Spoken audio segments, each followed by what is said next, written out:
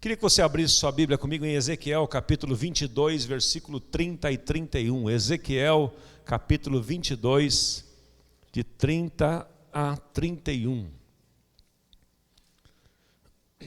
Ezequiel, capítulo 22, 30 e 31.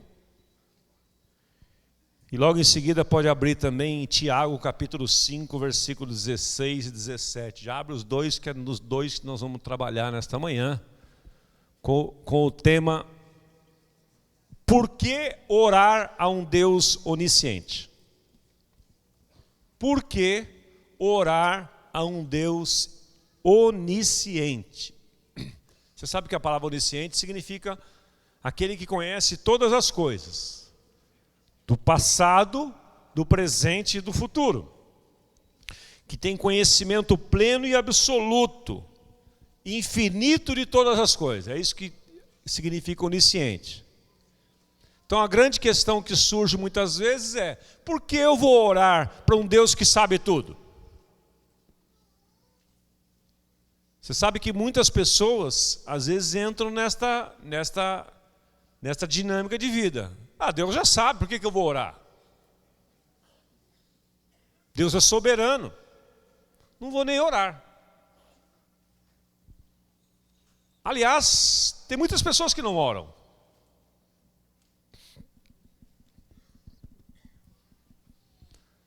Tem muitas pessoas que oram muito pouco. E tem pessoas que só pedem. São os pedintes espirituais. Então nós vamos desmistificar um pouco essa questão da oração, que para mim, esse é um dos maiores mistérios da vida cristã. Porque para mim é meio até constrangedor chegar num público desse aqui, que eu vejo gente tão madura aqui quanto eu, mais tempo de casa do que eu, e falar sobre um tema tão básico quanto este: oração. Deveria ser uma matéria que nem sabe, aquela matéria que você já eliminou. Essa já sei, vou fazer a próxima. Mas, contudo, eu acho que nós precisamos olhar um pouquinho essa questão da oração. Porque, se não me engano, foi John Wesley que dizia, ou foi ele ou foi o Spurgeon, que dizia assim: eu prefiro ensinar um homem a orar do que 100 a pregar. Foi John Wesley quem disse: a oração pode fazer tudo o que Deus pode fazer.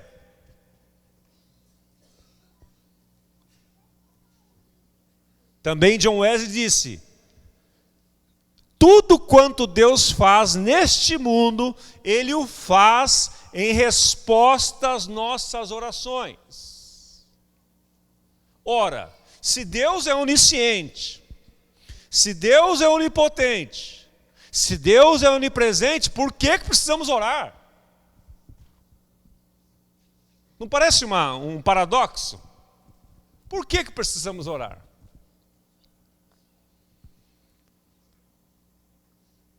Jesus nos ensinou sobre o dever de orar sempre e sem esmorecer. Naquela parábola de Lucas 18, da mulher diante do juiz iníquo. Ele nos ensinou a orar.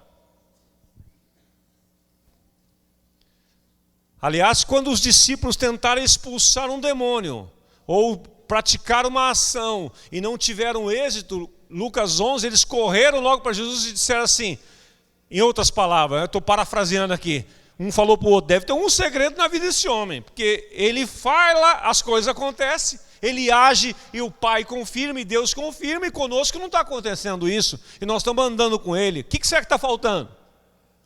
Aí um deles chegou para Jesus, Lucas 11, 1, e disse assim: Senhor, ensina-nos a orar. Então, se os discípulos que andaram com Jesus chegaram a essa conclusão, que havia um mistério nessa questão da oração, que envolvia a vida de Jesus, então deve ter algum segredo aí por trás, e que eu e você precisamos olhar com carinho.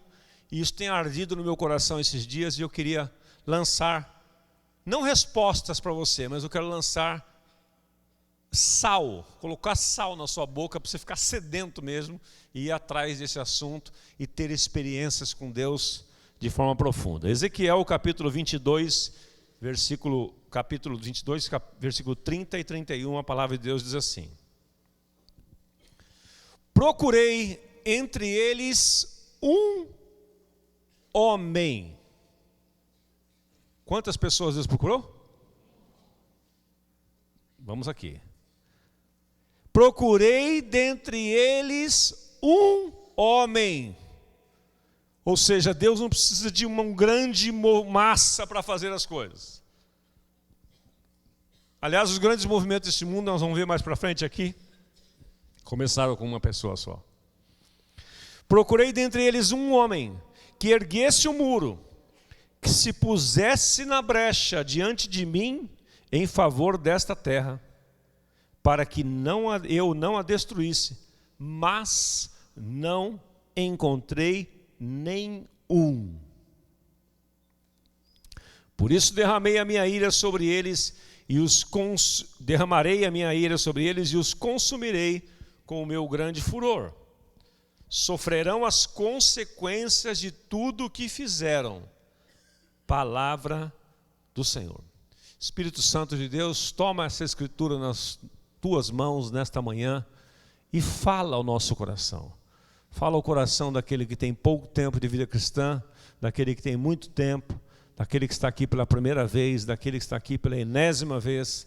Fala e engloba-nos a todos nesta devocional, nesta manhã, para que possamos ser daqui, Senhor, edificados, encorajados e consolados, em nome de Jesus. Amém. A procura de Deus para um homem. Deus, para fazer algo na terra, ele não precisa de muita gente. Se ele encontrar um só, ele... Lembro de uma frase do Churrarim que dizia assim: eu e Deus somos a maioria em qualquer situação. Você e Deus são maioria em qualquer situação. Ah, mas eu estou sozinho. Você e Deus são maioria em qualquer situação. Na sua casa, no seu trabalho, aonde você estiver. Se você tiver a presença de Deus com você, você é maioria em qualquer situação. Por isso que Davi dizia lá no Salmo 27, com o meu Deus eu salto uma muralha, com o meu Deus eu vou de encontro a um esquadrão inteiro. O Senhor é a minha luz e a minha salvação, de quem me recearei? O Senhor é a força da minha vida, de quem eu terei medo? Davi tinha essa consciência. E os homens que andaram com Deus, que nós vamos ver alguns exemplos aqui, tinham essa consciência. Então, primeiro, Deus procura um homem. Será que Deus encontrará aqui nesta manhã um homem ou uma mulher dispostos a caminhar com Ele, a andar com Ele, se relacionar com Ele, para que Ele possa cumprir o que Ele tem para fazer nesta terra, neste mundo, talvez na sua casa, talvez você esteja esperando em outros na sua casa, talvez você esteja esperando o posicionamento da sua mulher na sua casa, e Deus quer falar com você, marido. Deus só precisa de um. Talvez as mulheres aqui descasadas ou viúvas, se eu tivesse meu marido, se eu tivesse. Você está adiando algo que Deus quer fazer através de você, porque Deus só precisa de um. Porque você e Deus são maioria em qualquer situação. Se você é filho de uma família, seus pais não servem a Deus, sua casa está uma confusão, se você se levantar lá e ligar-se a Deus, e orar a Deus, e buscar a Deus, o quadro vai se reverter, porque procurei dentre eles um homem. Um. Ah, mas ninguém vem. Esses dias o Tadeu me mandou uma mensagem. Eu estava fora de São Paulo, ele falou assim: Osmar, nós estamos anunciando as reuniões de oração pela manhã? Eu falei, estamos. Não paramos em julho. Quando alguém perguntou para mim assim, vamos parar em julho, eu perguntei assim, nós precisamos parar de orar ou precisamos intensificar a oração? Aí a pessoa não respondeu, virou as costas, já entendi. Pergunta você, nós precisamos parar de orar, diminuir ou aumentar? Aumentar. Então nós temos reuniões de oração pela manhã aqui. Toda semana da segunda. O Tadeu falou, Osmar, acho que houve algum erro no comunicado, só vim eu. Eu vim sozinho. Eu falei, Tadeu, você e Deus, a sua maioria em qualquer situação, rapaz. Então, amanhã, 6 horas da manhã, das 6 às 7, todos os dias, e as mulheres, a mulher tem sonhos, não sei, continua? Continua firme e forte. E aí os jovens mudaram, né? Uma quarta noite, os homens assumiram aqui. Nós precisamos orar, gente. Nós precisamos orar. Deus está à procura de um homem. Deus está à procura de um homem. Cutuca a pessoa do seu lado. Será que não seria você? Fala para ele. Olha nos olhos. Será que não seria você, não? Você está com um jeito de que Deus está caçando você.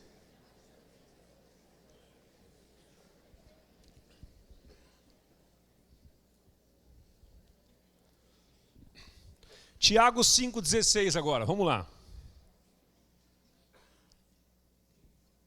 Vamos ver quando Deus acha um homem, o que acontece. Tiago 5,16 e 17. Palavra de Deus nos mostra uma experiência muito interessante.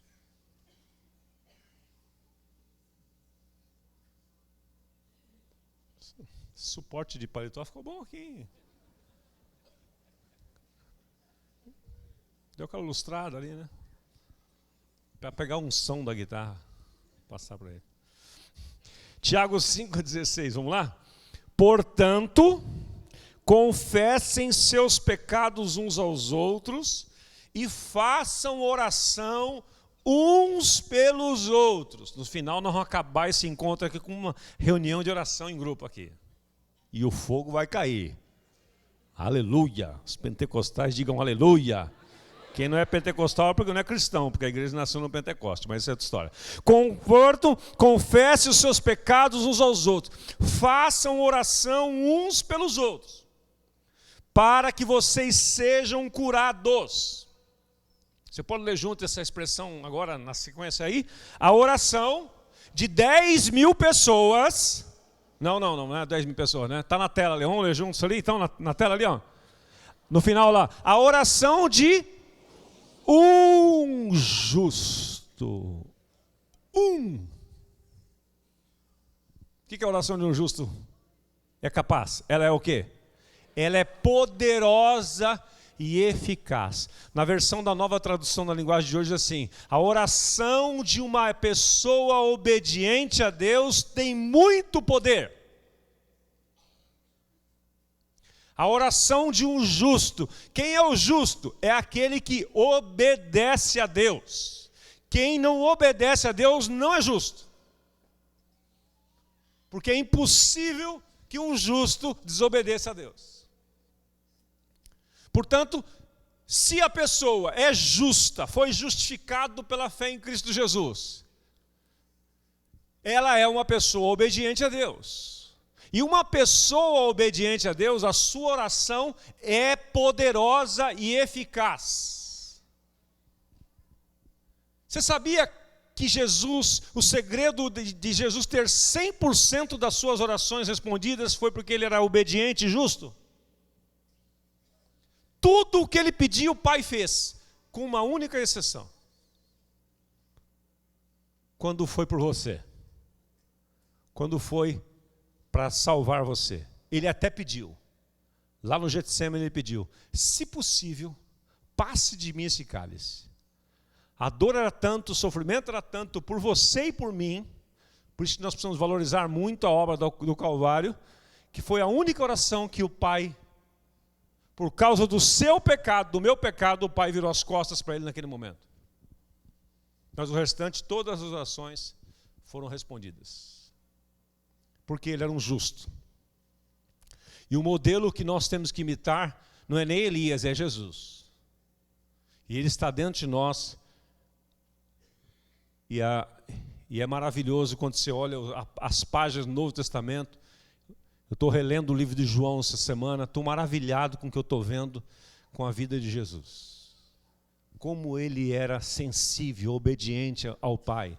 E as suas orações não tinha como dar errado. Não tinha como dar errado.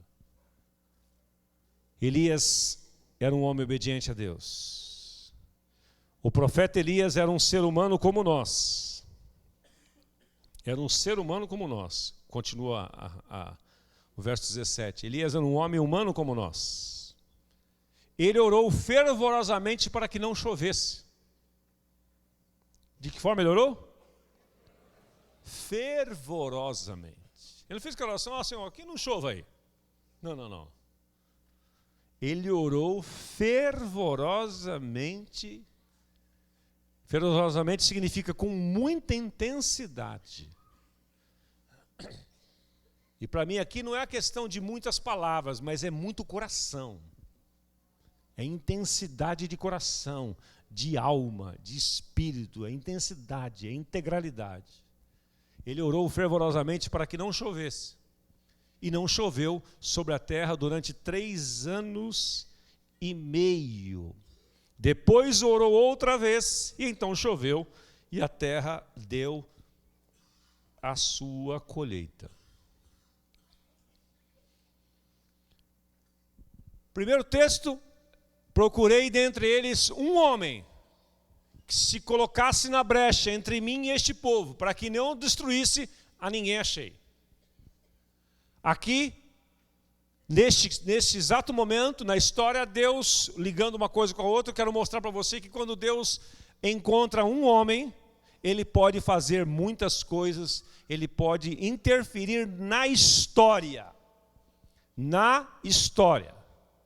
E Elias, eu quero deixar como recomendação para você ler a história de Elias a partir de 1 Reis, capítulo 17. Quando Deus o levanta, Deus o impulsiona a ele interferir na história. Quando sobe para reinar Israel um rei chamado Acabe, que fez um casamento com uma mulher ímpia chamada Jezabel. E isto desgraçou a sua vida. O texto diz que ele foi o pior rei, ele conseguiu fazer o pior que todos os outros fizeram. Porque ele recebeu a influência de uma mulher ímpia.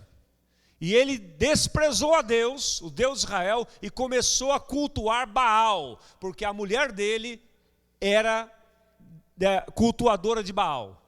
E estabeleceu Baalins, que eram postes ídolos por todo Israel, marcos, memoriais, para que as pessoas adorassem Baal.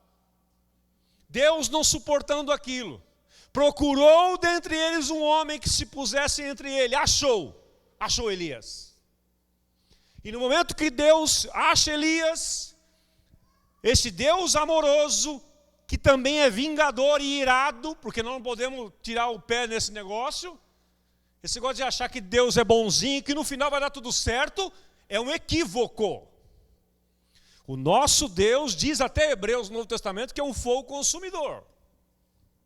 E Deus não pactua com idolatria, com o pecado. Deus não abençoa. Ele não tem jeito. Ele não compartilha com isto, ele não tolera isto. E naquele quadro, naquele momento, na história de Israel, isso entristeceu o coração de Deus. Mas Deus resolveu fazer tudo, como dizia John Wesley, né? Tudo quanto Deus faz, o faz em resposta à oração. Deus precisou de um elemento, de uma pessoa. Porque Deus, na sua soberania, na sua onisciência, Ele decidiu trabalhar em parceria conosco. Ele decidiu nos dar esse privilégio de eu e você agirmos junto com Ele e interferirmos na história. Deus deu esse privilégio para você. Portanto, quando você vira alguma coisa errada, alguma coisa fora do controle, alguma injustiça acontecendo, não pense que aquela responsabilidade é só de Deus, é sua. Coloque-se na brecha, se levante onde houver injustiça, Se levante onde houver pecado, se levante onde houver iniquidade e se coloque na brecha, porque Deus vai usar você. Foi assim que Deus fez com Elias. Ele se levantou. Ele se levantou e em intensidade de busca com Deus, ele foi, Deus deu a ele uma palavra. Ele foi até o rei Acabe. E ele disse, olha, o texto lá em 1 Reis 17 é muito sucinto. É bem sucinto. Mas eu imagino que foi um diálogo assim, olha, por causa da sua iniquidade, por causa do seu pecado, por causa de tudo que você está estabelecendo em Israel, não haverá chuva. Não haverá orvalho, diz o texto, senão segundo a minha palavra. Veja a intensidade, a comunhão de Elias para com Deus. Ele estava vivendo uma vida de tanta intimidade que ele foi direto ao ponto, ele falou um papo reto. Ele não introduziu nada, ele não chegou assim e falou, olha, então, sabe o que é, rei? Eu estava orando, sabe que eu oro a Deus, que eu sou um homem de Deus, veja bem e tal. Não, ele chegou e deu a sentença direto. Não haverá chuva, abra lá, 1 Reis 17.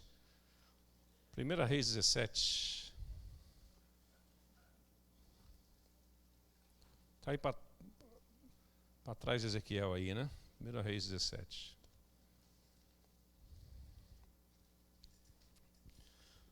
Versículo 1. Ora, Elias de Tisbe, ou de Tisbe, né, em Gileade, disse a Acabe, juro pelo nome do Senhor, o Deus de Israel, a quem sirvo, que não cairá orvalho, nem chuva nos anos seguintes, exceto mediante a minha palavra. Já pensou um negócio desse?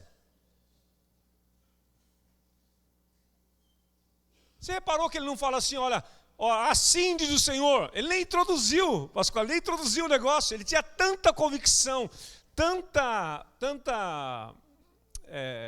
harmonia, tanta sintonia com Deus, que ele não introduziu nada, ele não perdeu tempo. Não haverá orvalho, nem chuva, enquanto eu não falar para ter de novo, senão segundo a minha palavra. Em outras palavras, eu estou decretando aqui uma seca, que só vai mudar quando eu disser, chova novamente. Você já imaginou a autoridade desse homem? Porque andava com Deus. Veja, meus irmãos, o que é possível acontecer neste mundo, quando o Pai Celestial, quando Deus Todo-Poderoso encontra uma pessoa capaz de se lançar nesta aventura maravilhosa, neste relacionamento com Ele através da oração. Versículo 2. Depois disso, a palavra do Senhor veio a Elias. Ele foi lá e profetizou o que ele já sabia, na intimidade com Deus. O Dr. Martin Lloyd Jones dizia o seguinte, há muita intimidade com Deus, quem tem muita intimidade com Deus, e ora muito em oculto, pode fazer orações bem breves em público. Vou repetir. Quem tem muita intimidade com Deus em privado, pode publicamente dizer assim, receba. Nossa, mas é tão simples. É tão simples. O que ele construiu lá atrás, ninguém vê.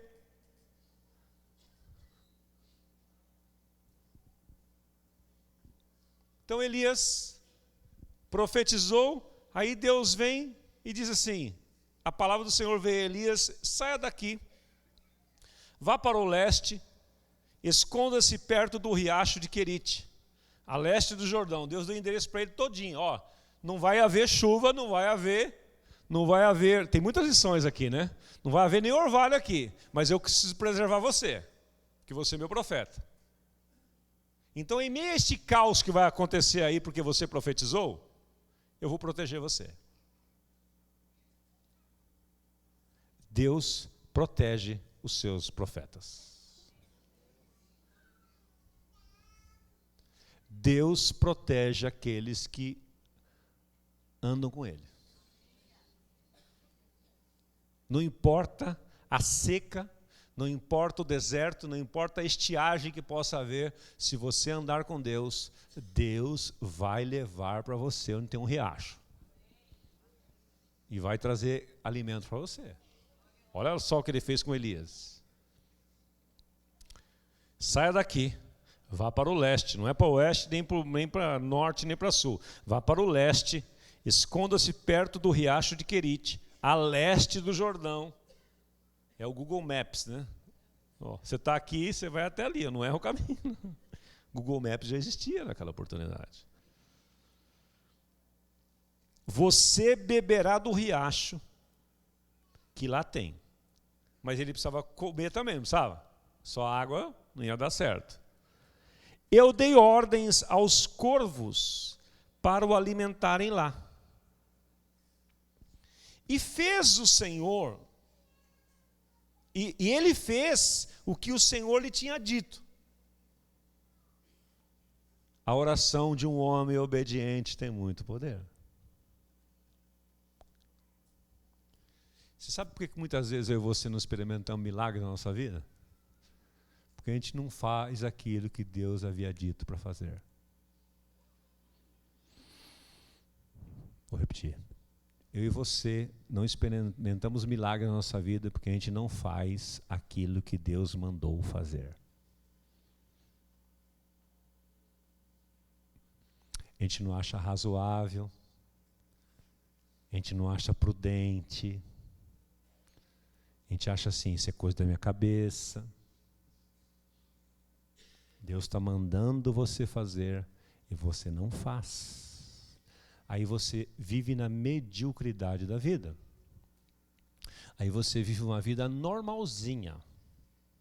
Você não vive acima da normalidade. Todas as pessoas que viveram acima da normalidade e experimentaram a ação de Deus sobrenatural, porque resolveram obedecer a Deus. Coisa que a gente tem muita dificuldade. Muita dificuldade. Vou ler para você uma frase que eu postei esses dias. Uma frase de Santo Agostinho. Ele diz o seguinte: a pessoa que seleciona da Bíblia o que quer e rejeita o que não quer, acredita em si mesmo e não na Bíblia. Vou repetir.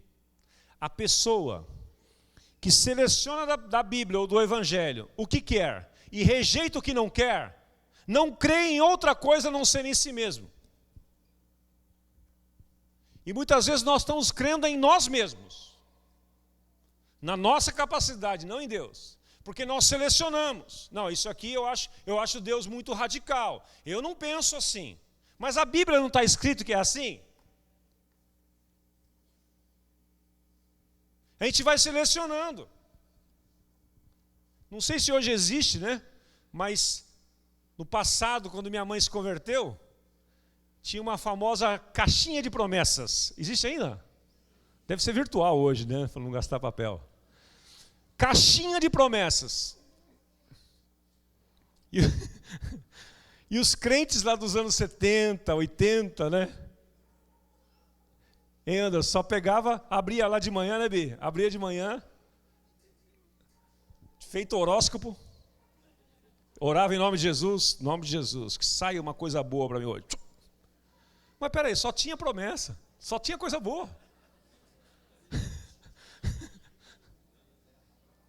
Vá que eu serei contigo. Aí o cara, ao invés de ver o horóscopo do Omar Cardoso é daquele tempo também, né, Bi? Dos anos 70.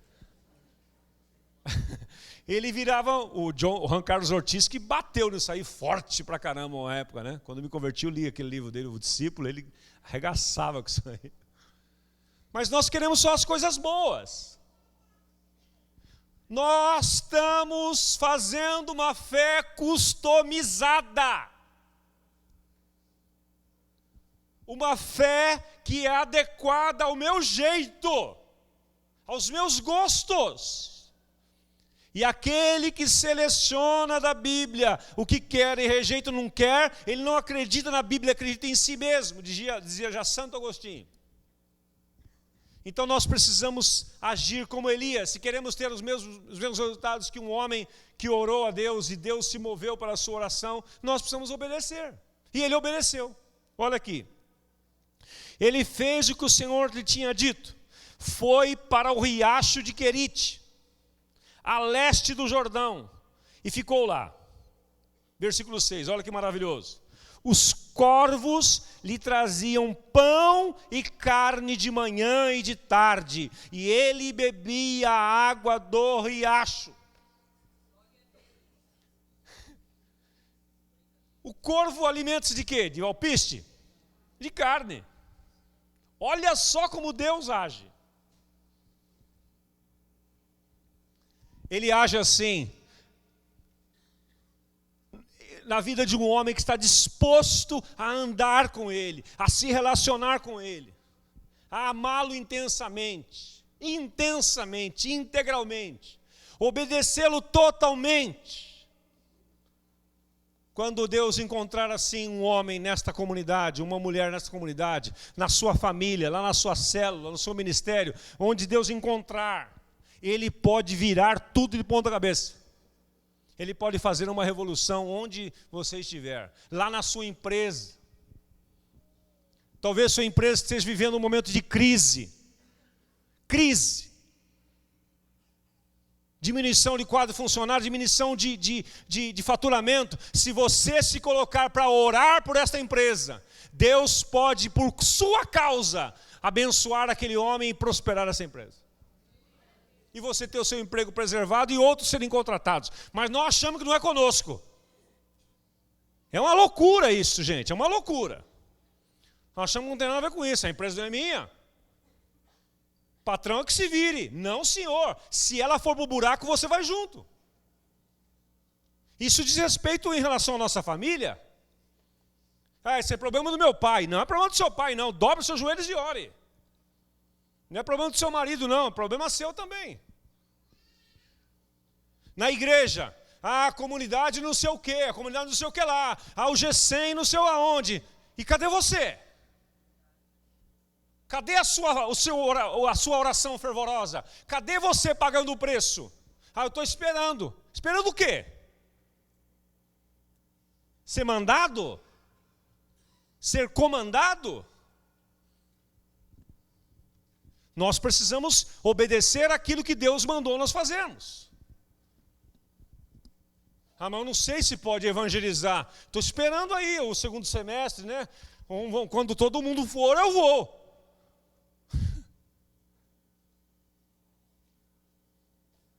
Estou esperando. Nós ficamos muito esperando, meus irmãos. Elias não ficou esperando, não. Ele sentiu-se responsável e foi, e Deus se moveu pelas suas orações. Versículo 7. Um tempo depois, o riacho secou-se. Lembra que ele profetizou que não havia chuva? Então aquele riacho também ali, passado um tempo, a Bíblia não fala quanto tempo, mas deve ter sido um bom tempo, para secar o riacho, secou. E agora, hein, meu? Deu errado, deu ruim. Será que deu ruim mesmo? Com Deus, você e Deus são maioria em qualquer situação, tá lembrado? Então vamos lá. Secou-se por falta de chuva. Acho que ele pensou nesse momento, meu Deus, por que eu fui falar aquilo? Não é assim na nossa vida, de repente você ora, a resposta vem e fala, ih, caramba, meu Deus. Eu queria, orando por multiplicação da nossa célula, olha quanta gente está chegando, cheio de problema. Nós somos engraçados, né? Né, Juninho? Mas você não orou pedindo para multiplicar a sua célula, que Deus enviasse as pessoas? Deus mandou. Mas mandou, Valdir, todo jeito cheio de problema aí, meu. Cheio de problema. Os caras tudo enguiçados na vida. Os caras viram tudo enrolada. Ora, e como que você chegou no Evangelho? Desenrolado? Desenguiçado? Tudo funcionando perfeitamente? Lembra como você chegou? Você era até mais feio.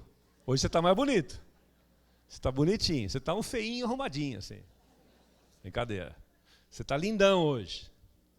Saudável, bonito. As contas todas pagas. Dinheiro sobrando na conta. Não é assim que você está? Pensando, onde eu vou aplicar essa grana toda? Meu Deus, que dor de cabeça agora. Mas a turma chega com problema. Você fala, não queria gente com problema. O cara chegou na minha célula, mano, 3º casamento, meu. O que eu vou fazer? Ora, vai amá-lo. O cara está todo endividado, todo estrupiado. De vez em quando você ora e Deus responde a sua oração. Mas como diz Isaías 55, 8, ele diz assim, porque os meus pensamentos não são os vossos pensamentos. Os meus caminhos não são os vossos caminhos. Assim como os céus são mais altos do que a terra, assim os meus pensamentos não são como os vossos pensamentos.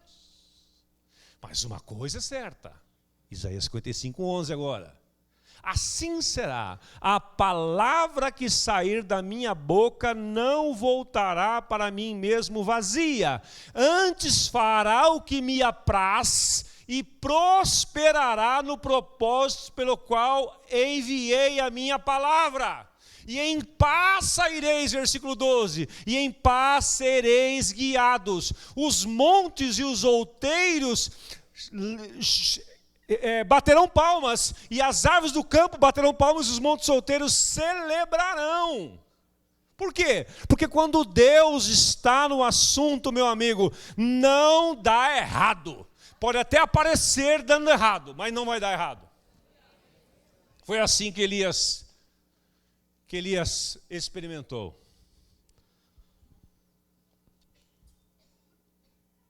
O riacho secou por falta de chuva. Então a palavra do Senhor veio a Elias. Palavra do Senhor veio a Elias. Oh, assim será. A palavra que sair da minha boca não voltará para mim mesmo vazia. Vá imediatamente para a cidade de Sarepta. O Deus das coisas improváveis, né? Vá imediatamente para a cidade de Sarepta de Sidom e fique por lá. Vai e fique lá. Tá, Senhor, o que eu vou fazer? Você vai e fica lá. O que é para fazer, Senhor? Vai e fica lá. E Elias, que era um homem obediente a Deus, lembre-se, a oração de um homem obediente a Deus tem muito poder. A oração de um homem obediente a Deus tem muito poder. Elias obedeceu, foi para Sarepta. Aí Deus resolveu dar uma dica para ele, né?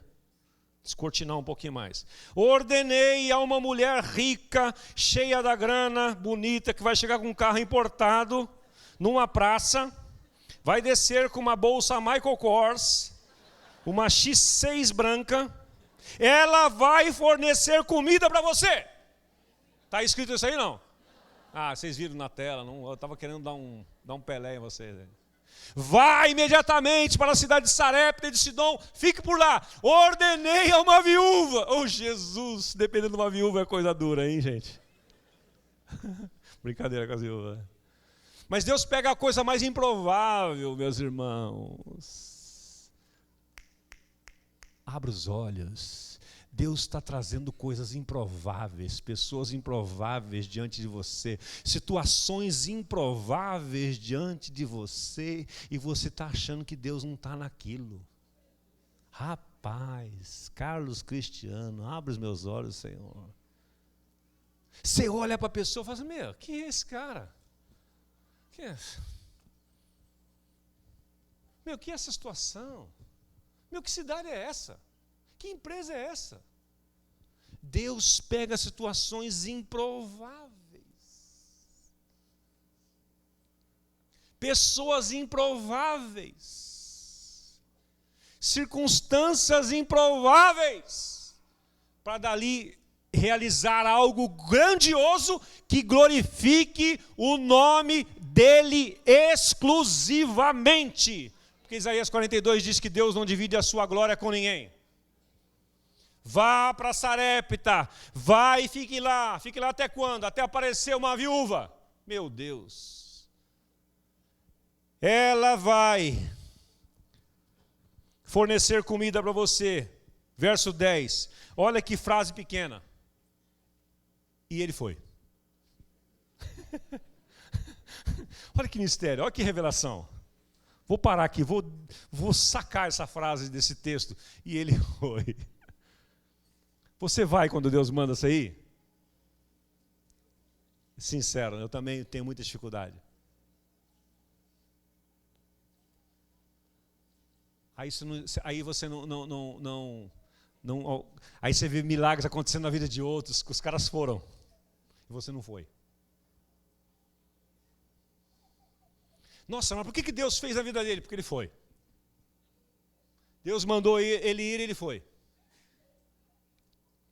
Por que não acontece milagres entre nós esses dias? Porque você não vai. Mas eu queria ver os enfermos curados. Ore por eles. Mas por que não acontece na nossa comunidade agora os milagres que aconteciam lá na Vila Formosa? Porque nós não estamos provocando. Simples assim. No final nós vamos orar agora. E você vai provocar milagres aí. Elias recebeu a ordem e foi. Você já recebeu muitas ordens e algumas delas você não foi. Algumas, para não dizer muitas. E aí você não experimentou milagres. Você ficou com medo, você ficou com receio, você ficou pensando no que os outros estavam pensando, no que os outros podiam pensar, no que os outros poderiam um dia pensar. E aí não foi.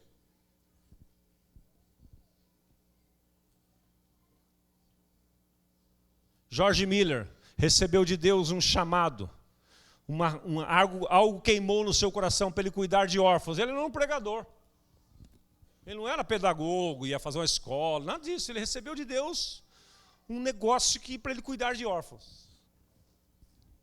Ele começou cuidando de alguns na casa dele. Recém-casado, começou lá, cuidou de um, de dois, foi crescendo.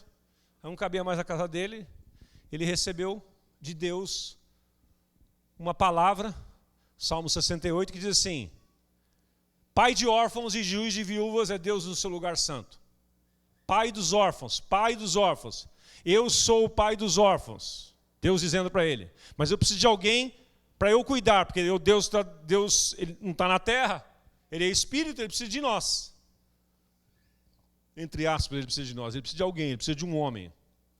George Miller se prontificou. E aí ele experimentou milagres extraordinários de provisão extraordinária. Por quê? Porque ele foi.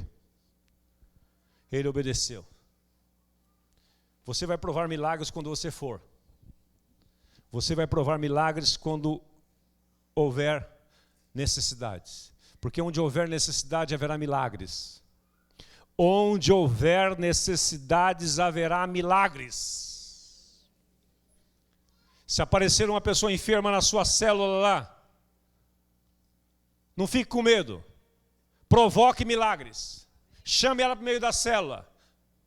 O dirigente pega o óleo, unja com óleo e profetize milagres. Profetize curas e você vai ver milagres. Não fique esperando no pastor Carlos Alberto trazer uma revelação um dia, numa multidão. E aí fica falando assim, não tem mais na comunidade, não tem mais. Quem é a comunidade? Sou eu, somos nós. Nós somos a igreja. E nós não estamos indo. Elias foi. E porque ele foi, veja o que aconteceu. Quando chegou à porta da cidade, encontrou uma viúva que estava colhendo gravetos. Meu Deus, ele deve ter idealizado uma viúva, né? Bom, se uma viúva vai me sustentar, deve ser uma viúva cheia da grana. Aquela que eu descrevi para você agora há pouco. Chega lá e vê uma viúva colhendo gravetos. Falou, meu Deus, coitada daquela viúva. Aí Deus falou assim, aquela ali. Não pode ser. Ele falou, Senhor, assim também não. O Senhor já mandou o corvo me sustentar lá. Na boa, Senhor, assim não dá não. Facilita a minha vida aí. Quando chegou à porta da cidade, encontrou uma viúva que estava colhendo gravetos. Ele a chamou e perguntou: pode me trazer um pouco de água numa jarra para eu beber? Enquanto ela ia buscar água, ele gritou: por favor, traga também um pedaço de pão. Você tem que ser ousado. Você quer milagres, tem que ser ousado. Ele nem sabia se ela tinha pão, se não tinha nada. Né? Quem pede, recebe. Mas ela respondeu: juro pelo nome do Senhor, o teu Deus, que não tenho nenhum pedaço de pão.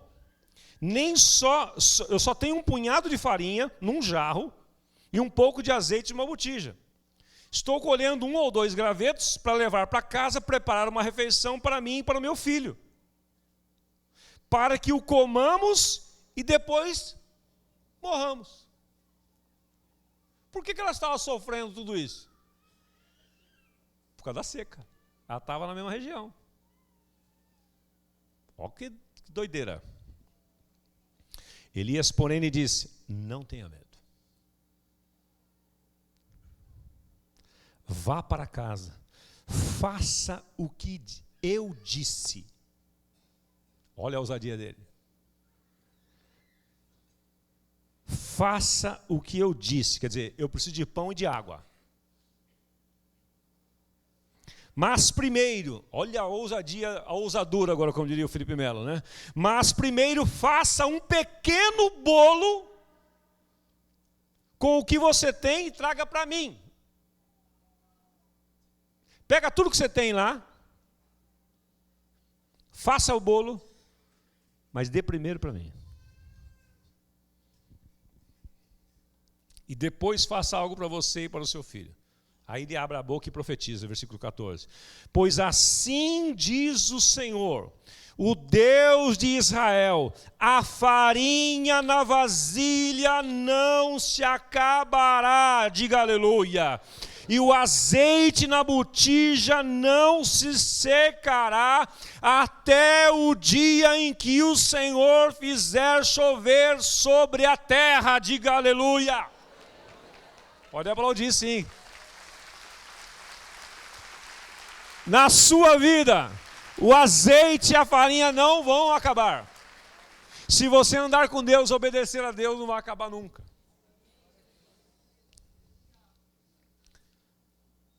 Agora, ela provocou outro milagre, versículo 15. Ela foi e fez. Você foi e fez? Você já foi e fez o que Deus mandou? A unção da obediência que estava sobre Elias passou para aquela mulher. Ela foi e fez. Ela foi e fez conforme Elias lhe dissera. Ela ficou questionando? Você questiona as ordens de Deus? Sim. Eu falei: seja honesto. Mas, Senhor, isso está errado. Ela não questionou, porque ela viu em Elias que ele era um homem de Deus. Um homem que andava com Deus. Um homem. Ela foi e fez conforme Elias lhe dissera. Ela obedeceu. A obediência libera o poder, a graça e a provisão de Deus. E aconteceu o quê? Porque ela obedeceu, não teve jeito, gente. E aconteceu o quê? Ela obedeceu o que Deus disse, através de Elias. E aconteceu que a comida durou muito tempo. Acho que pulou um verso aí. Põe o 15 de novo. Aê. E aconteceu que a comida durou muito tempo para Elias e para a mulher e para a sua família. Durou o tempo necessário. Quando você obedecer a Deus, haverá provisão para o tempo necessário. Não fique preocupado com o futuro. Ah, mas e se amanhã? E se vier uma crise? E se o Temer cair? E se o não sei quem? Viva hoje. Creia em Deus para amanhã. Desfrute o que Deus tem para você hoje. Não vos inquieteis pelo amanhã, disse Jesus.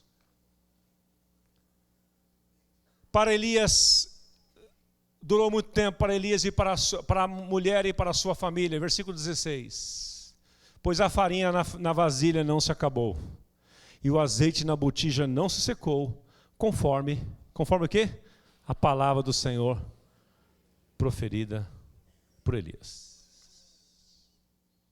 Eu tinha muitas coisas para falar mais, mas não vou falar mais não.